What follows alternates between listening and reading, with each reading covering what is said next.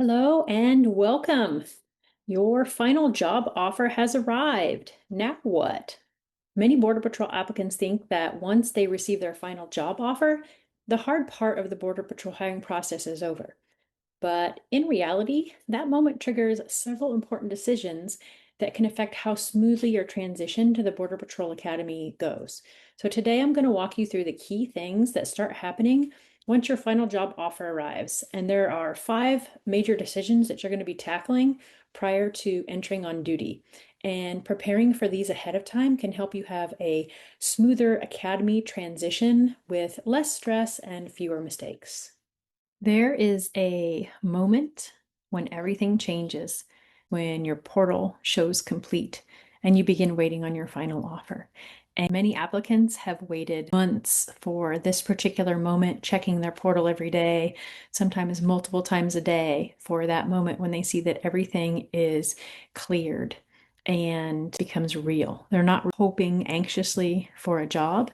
They have passed everything, and it's just a matter of time before they get their final job offer. And that's really a time of excitement, but it's also mixed with uncertainty. When you are able to choose your stations in the portal, you have a few lists that you get to go through. And it's such an exciting time, and it's a huge accomplishment to get through the hiring process. It truly is. There's such a small amount of people that actually make it all the way through the hiring process from the thousands of people that apply. Moving on, what does the final job offer actually mean? The final job offer means that you have an offer of employment to become a Border Patrol agent.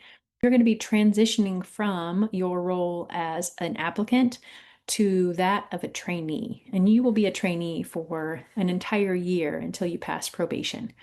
And your final job offer is the step of the hiring process where you receive your station location. When you go through and make your choice from the portal, you will have a destination, you'll have a place in the Border Patrol where you are on the list, you are on the roster, and they will be expecting you to complete your training and show up there. You will have an academy date. You will also have a timeline that starts ticking towards your entrance on duty date, depending on which class date you chose. And really, the process towards arriving at the academy goes pretty quickly. So let's talk about those 5 decisions. After you receive your final job offer, things will need to happen pretty quickly. Some things that you will need to think about and be getting in order so that you have everything ready for your new job. These are the 5 decisions that you are going to be making soon after you receive your final job offer before you enter on duty. The first one is to accept a station. This is one of the most important decisions you will make in your entire career. It is the number one decision that I feel like impacts job, life, and career satisfaction, especially if you are not from the border and you are moving to a completely new location. It is something that needs to be chosen with care, researched ahead of time. When the time comes to select your station, you will receive pages of stations there in the portal. And sometimes it can feel a little bit overwhelming with all of the different station choices that you have. For some applicants, it's pretty easy because they want to stay near home, so they just choose a place that is closest to them. But a lot of people will be relocating to the border, which may be an unfamiliar area. And it requires a lot of research and getting on Google Maps and doing the due diligence ahead of time to make sure that you understand where it is that you're going to be going to. I will probably dedicate a whole other video to choosing your station and all those different factors, but that is the top decision that you are going to be making. The next is going to be preparing for your entrance on duty within the timeline that you have. You're going to start getting a lot of different emails from different places. There'll be FLETC registration at the Artesia campus in New Mexico. You will also be getting emails from your Border Patrol training sector and emails from the academy itself, and they will be requesting that you do some different things. And you need to pay attention to what the deadlines are and make sure that you are operating within the timelines that they give you. So many times I've seen trainees actually confuse their FLETC class registration with their EOD date, and that's a big mistake. So I want to caution you there that Many times the FLETC registration will come before any of the other emails. And because you've not already heard from the Border Patrol Academy or your training sector, it can be confusing to get that registration email first because FLETC has their own class naming configuration that is different than the Border Patrol's. And so just gathering all that paperwork, making sure that you understand what paperwork is from who and what it is that they are asking. Do not go to the academy on the date that is on your FLETC registration. You want to be sure that you go to your sector and follow their paperwork guidance first. The FLETC registration will have your academy date, and the sector is going to be sending you to the academy on a bus with your class. So try to avoid that confusion. Understand that the FLETC registration is just for your time at the academy, and the date on that paperwork is just your academy date. It's not your actual entrance on duty date. All of that stuff will be coming from your sector. And so preparing all that and understanding all that very carefully is another important decision that you are going to have to be doing. So your EOD date happens before your academy class date. That's a very important thing to remember. And just make all your preparations leading up to your EOD date, not your actual class date. Next is planning your travel. So now you have your documents, you know where you're going, you have your EOD instructions. So now you have to figure out how you're going to report to EOD, where you're going to go, if you're going to be driving, flying, and there's a whole bunch of different travel arrangements, reimbursements, things like that that you will be given information on in your paperwork. And so keep in mind that you're going to have to travel within the guidelines that they give you. Hotels, if you need flights, if you need rental cars, planning all of that around your EOD is part of this third decision. Next is preparation for the academy. You are going to be spending nearly 6 months there, but it's not like you're moving into an apartment. You're there in a training environment. So you're going to have to be thoughtful about the things that you are going to be bringing due to the nature of the conditions. You're going to be living in a dorm situation. You will most likely have one roommate, potentially more roommates. You need to think about packing, whether you want to bring a vehicle or not, and making sure the things that you want to bring are the things that are allowed. You need to for sure bring the required items. I have a packing list that has the things that are required as well as the things that I strongly recommend and other things that are optional, but you can do your own research about those things.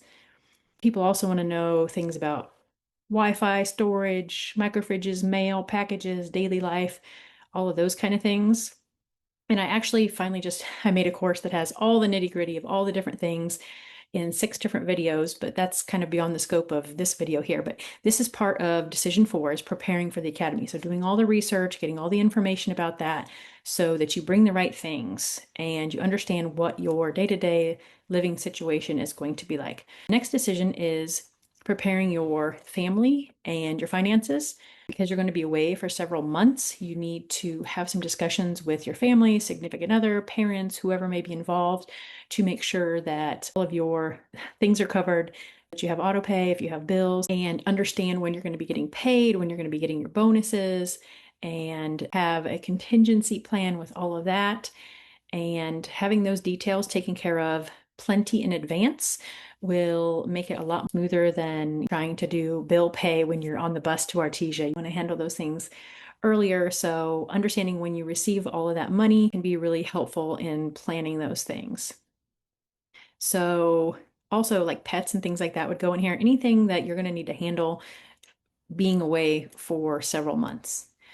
So next is, why does this matter? Well, it matters because a lot of times you only get the last paperwork from the academy and your training sector just a couple of weeks before you EOD. Sometimes they send it out 3 weeks in advance, but I've seen it with as little notice as 10 days. And that can make it really difficult because there are things you have to have. There are uniform items you will wear under your PT uniform, under your rough duty uniform.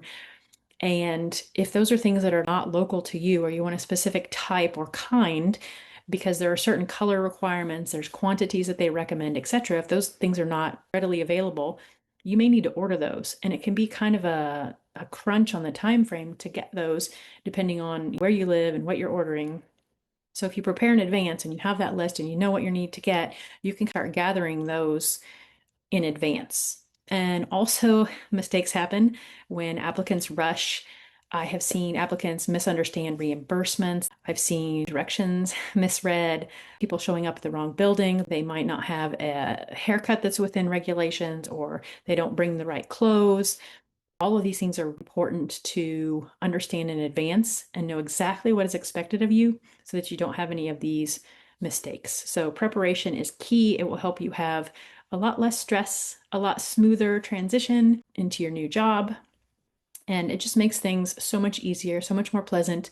You need to be thinking about your training and your training environment, and having all of these things taken care of ahead of time will allow you to show up at EOD and make a really great first impression instead of being that scatterbrain that is rushing through the door at the very last minute, late, with hair all a mess and clothes all a mess, and didn't account for traffic ahead of time. So you want to be squared away ahead of time.